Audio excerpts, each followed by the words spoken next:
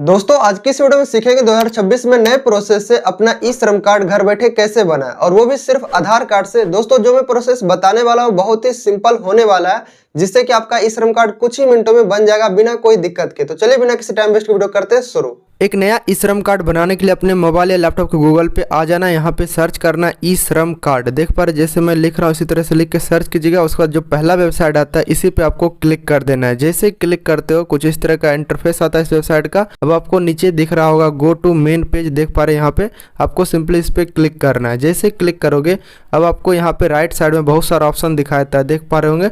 अब आपको ई श्रम कार्ड बनाना है तो यहाँ दिखता है रजिस्टर ऑन ई श्रम, इसी पे आपको क्लिक करना है नया कार्ड बनाने के लिए।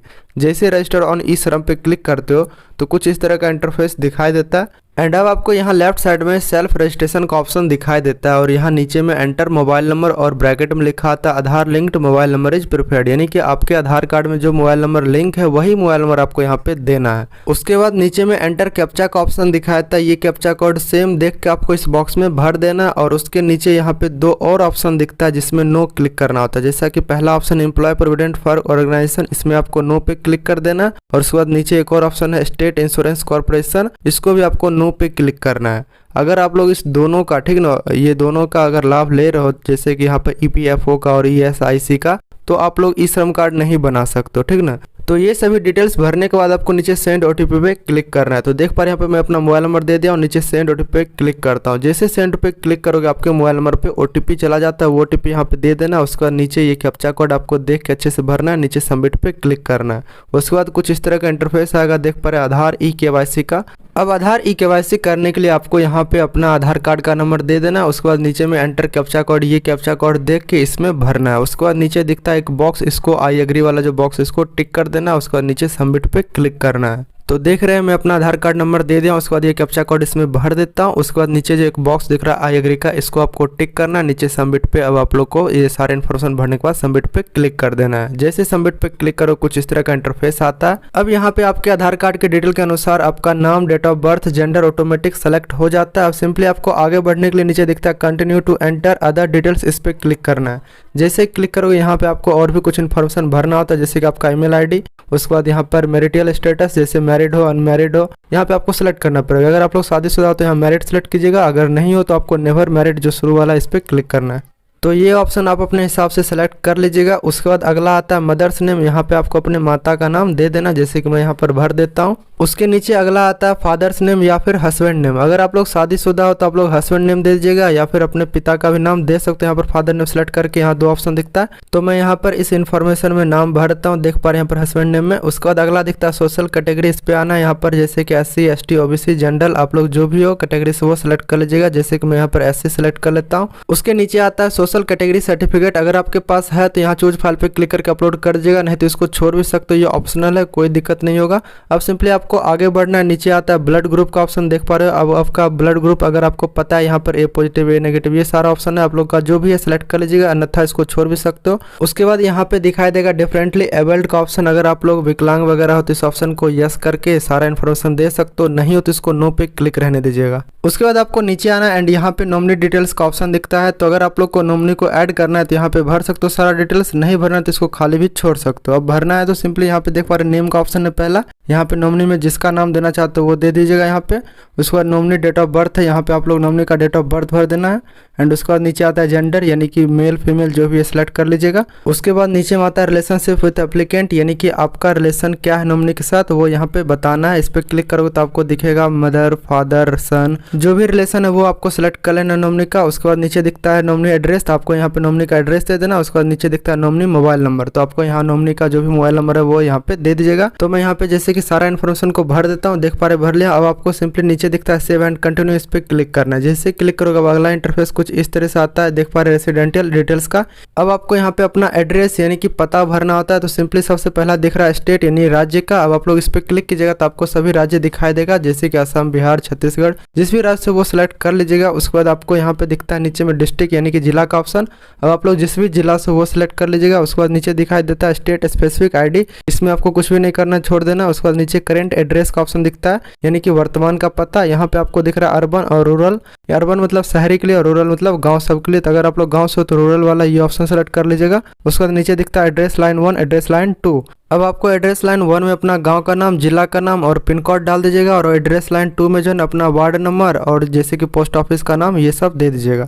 अब उसके नीचे आता है स्टेट और डिस्ट्रिक्ट, इसमें आपको भर देना। उसके बाद नीचे दिखाता है सब डिस्ट्रिक्ट और तहसील, यानी कि आपको अपना ब्लॉक का नाम इसमें देख लेना। उसके बाद नीचे पिन कोड, यहाँ पे आपको अपना पिन कोड दे देना है। तो जैसा कि देख पा रहे मैं ये सारा इन्फॉर्मेशन भर दिया। आपको थोड़ा नीचे आना है एंड यहाँ पे आपको दिखेगा स्टेइंग एट करेंट लोकेशन, इस पर क्लिक कीजिएगा। अब यहाँ पे आपको पूछ रहा होता है कि आप लोग इस लोकेशन पे जो एड्रेस है आपका कब से रह रहे हो, जैसे कि यहाँ पे more than 25 years, 10 to 15 years, जितने साल से रह रहे हो वो सिलेक्ट कर लीजिएगा। जैसे कि मैं मोर देन 25 ईयर्स सेलेक्ट कर लेता हूँ। उसके बाद नीचे दिखता है परमानेंट एड्रेस। तो अगर आपका परमानेंट एड्रेस अलग है, ठीक ना, करंट वाले से मतलब वर्तमान वाले से, तो इसमें आप लोग उस हिसाब से भर लीजिएगा यहाँ पे सारा एड्रेस। अगर सेम ही है दोनों का, ठीक ना, पहले वाला जो करंट वाला भी जस्ट आपने भरा और परमानेंट वाला सेम है, तो आप लोग वही सेम एड्रेस यहाँ पे भी भर दीजिएगा।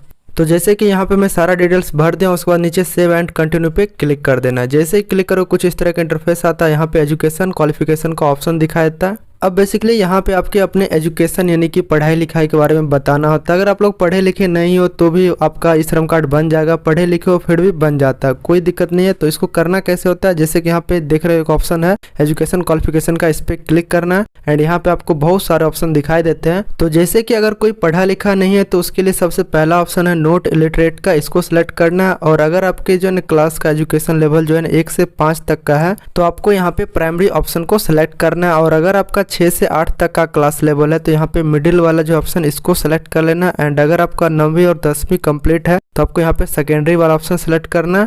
और अगर आप लोग का 11वीं और 12वीं भी कंप्लीट है, ठीक ना, तो आपको यहाँ पे हायर सेकेंडरी वाला जो ऑप्शन ये वाला इसको सिलेक्ट करना। और अगर आपका ग्रेजुएशन या पोस्ट ग्रेजुएशन कंप्लीट है तो उस हिसाब से यहाँ पे ऑप्शन दे रखा है, तो आपको एक ऑप्शन सेलेक्ट कर लेना है।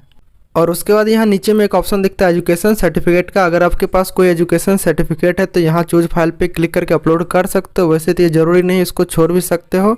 उसके नीचे एक और ऑप्शन है मंथली इनकम स्लैब, इस पर क्लिक करना है एंड यहाँ पे आपको अलग अलग मंथली स्लैब दिखता है। जैसे कि अगर आपका मंथली इनकम है ना 10,000 से नीचे है तो पहला ऑप्शन सेलेक्ट कीजिएगा, और 10,000 से 15,000 के बीच है तो दूसरा ऑप्शन, तीसरा ऑप्शन है 15,000 से 18,000 और चौथा ऑप्शन है 18,000 से 21,000 एंड 21,000 से ऊपर है तो लास्ट वाला ऑप्शन सेलेक्ट करना है। और उसके बाद एक और ऑप्शन दिखता है यहाँ पर देख पा रहे हैं इनकम सर्टिफिकेट का। अगर आपके पास इनकम सर्टिफिकेट है तो यहाँ चूज फाइल पे क्लिक करके अपलोड कर देना, नहीं है तो इसको छोड़ भी सकते हो, ये ऑप्शनल है। अब सिंपली नीचे सेव एंड कंटिन्यू पर क्लिक कर देना ये सब भर के। तो देख पा रहे मैं ये सारा इन्फॉर्मेशन भर दिया हूँ। अब नीचे सेव एंड कंटिन्यू पर क्लिक कर देना है।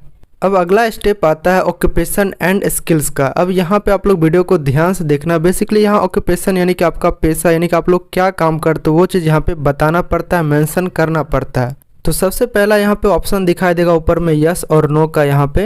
अब आपको बेसिकली अगर आप लोग उबर जैसे कि जोमेटो, ओला ये सब में काम करते हो तो आपको यहाँ यस पे क्लिक करना है और आपको अपना डॉक्यूमेंट वहाँ पे आईडी वगैरह अपलोड कर देना है।